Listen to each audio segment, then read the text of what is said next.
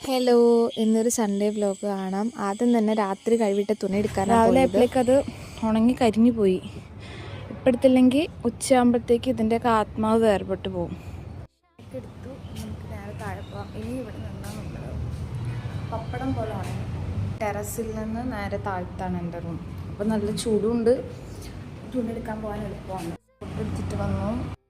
ഞാൻ എൻ്റെ ലൈഫിൽ ഉപ്പുമാവും തേങ്ങാ ചമ്മന്തിയും കഴിച്ചിട്ടേ ഇല്ല. ബ്രേക്ക്ഫാസ്റ്റ് കഴിച്ചിട്ട് ഞാൻ തുണിയൊക്കെ മടക്കി വയ്ക്കുക. അപ്പോൾ പുറത്തൊന്നും പോകാത്ത സൺഡേ ആണെങ്കിൽ നമ്മൾ റൂമിലിരുന്ന് തുരുമ്പെടുക്കും.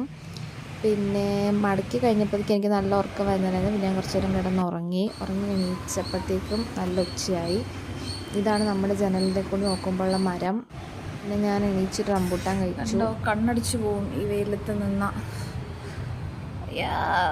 രാവിലെ മുക്കി വെച്ച തലയണോറയും ബെഡ്ഷീറ്റും കഴുകാനുണ്ടായിരുന്നു.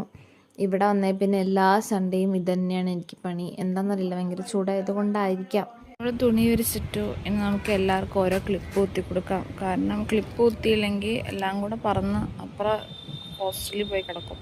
മഴ വന്നപ്പോൾ ചെറിയൊരു മഴക്കാറ് കാണുന്നുണ്ട്. കൂടെ ഇങ്ങനെ പ്രാവുകളൊക്കെ പറക്കുന്നുണ്ട്. കണ്ടോ? ഈ റൈസും പിന്നെ സാലഡും പിന്നെ എന്തോ ഒരു കറി. വൈകിട്ടായപ്പോഴത്തേക്കും നല്ല മഴ.